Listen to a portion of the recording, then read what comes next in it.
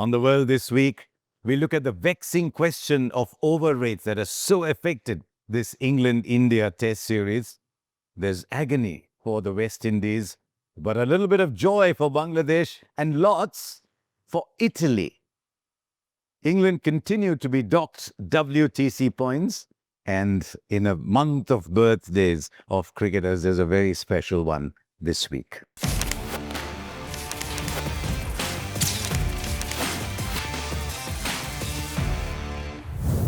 So let's start with Hawkeye, a list of the things that caught my eye this week in the cricket world. England continued to be docked points for slow over rates. They were docked 2 points for their slow over rates in that game against India at Lord's. I'm going to look at this whole vexing issue of slow over rates and periods when nothing seems to be happening later on today.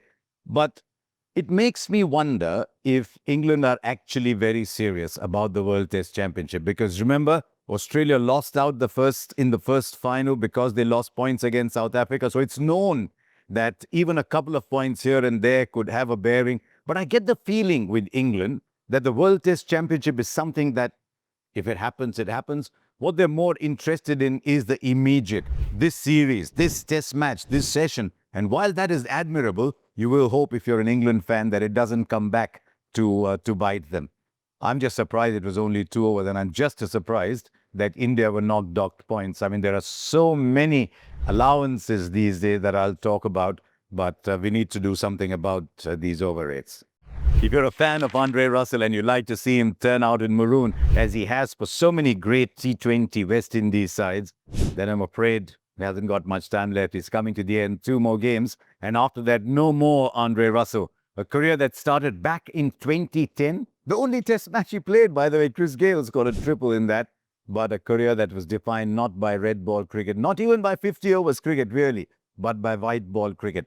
More than 550 games around the world. He'll continue playing those, but his place in history will be as a part of 2 astonishingly good West Indies T20 sides. Even as they kept going lower and lower in Test cricket, they kept getting better and better at the time in T20 cricket. Well played, Andre Russell. Always been a fan of West Indies cricket. And I hope we continue to see you here, maybe with KKR, maybe with someone else. Who knows where life takes you? But gee, when you got going, you were scary. And as I said, we hope to see lots more of that in franchise cricket around the world. There was joy this week for Bangladesh. Joy, but tempered with a little dose of realism. For the first time, they won a series of any kind in Sri Lanka, winning that white ball series, the T20 series 2-1, against a side that I've always believed held a lot of promise, but has just underperformed, under-delivered in recent times. But what of Bangladesh? Why did it take you so long, Bangladesh? So while you celebrate that we won there, and Liton Das is a fine player, someone, as a lot of you know, I like very much as a player and now increasingly as a captain. So while you celebrate, just ask yourself, why did it take so long coming? And how do we ensure that it happens again? There's a very nice crop of young players coming through in Bangladesh, players who play the modern game. And congratulations are due for Italy, even if they're a little bit late coming from my side, for making it to the T20 World Cup early next year. Yes, Italy will be playing the T20 World Cup. And the moment I heard that, I said, let me look at the scorecard with what I saw, because the side had names like Mosca, Gay.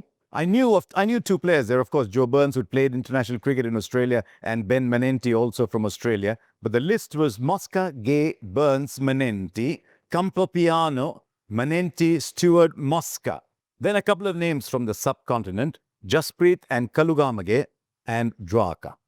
I don't know how they'll go. That's irrelevant. Let's just celebrate. India went to the Football World Cup. Wouldn't we celebrate, even if there was actually little chance of them going and doing very well there? Put on that hat and celebrate with Italy. From a little bit of joy to a little bit of sadness, we go on to stumped. Wow, did that really happen? That's coming. 27 all out in a test match. Not in test cricket, I thought. And here we are, 27 all out again. There's something about this pink ball. We've seen a 27 now. We've seen a 36 before. It behaves very differently from red balls, from the red ball. Some teams are used to it, some are not. There's lacquer rather than polish. You can't shine it. All kinds of things happen. Maybe we need to look at the pink ball. But irrespective of all that, 27 all out. What do the West Indies do now? Well, for a start, all of us watching, we must stop going back to the glory days. But the reaction of the West Indies has been to go back and invoke the past.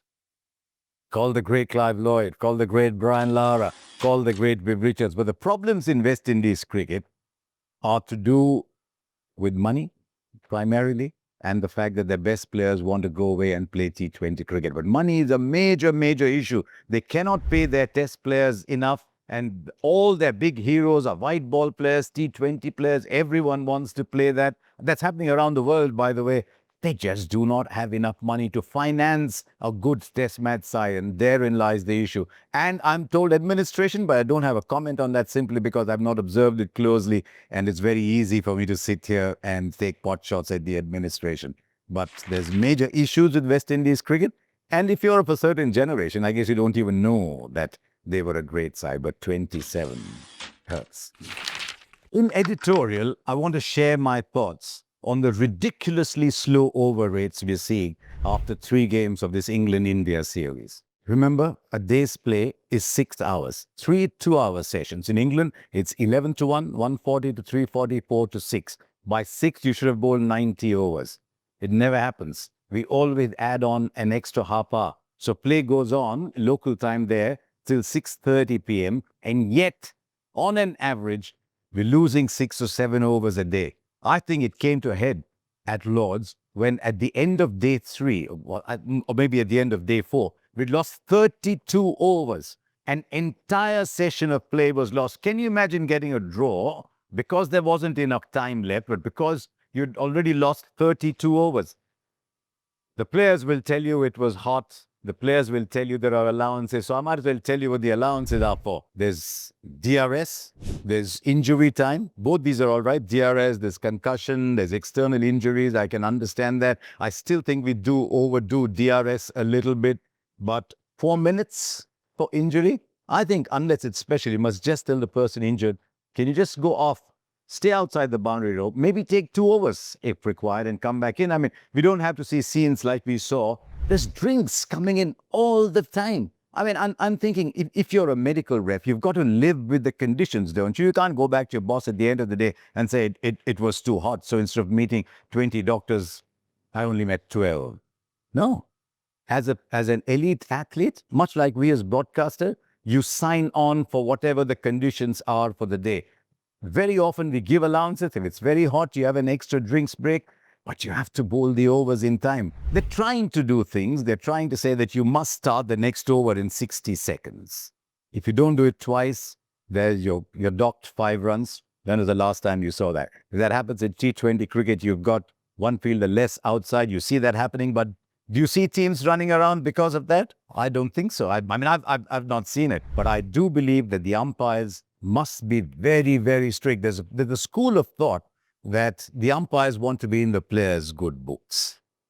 I can understand that, but I hope the ICC bags them enough to say you don't actually have to do that. On another podcast, Michael Atherton made an interesting point about whether the pace of T20 cricket, which on an hour by hour or half hour by half hour basis, one of the slowest forms of the game, whether the slowness that seems to be allowed there, the IPL is an astonishingly slow tournament, whether that is being allowed to get into international cricket. And I think he's got a point, and I hope everyone comes down very, very strict on that. But in the end, you play by the rules of the game, don't you? I mean, if football's got to be 90 minutes, you can't take 120 minutes to play 90 minutes. I mean, sometimes injury time's getting added on more and more these days. So yes, that is my view. I think the ICC should empower umpires to be very, very strict, and all penalties should be instant and run-based.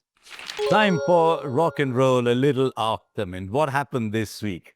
July is a month for birthdays. So many great players in July. Top of my head, Gavaskar, Ganguly, Dhoni, Harbhajan, so many of them.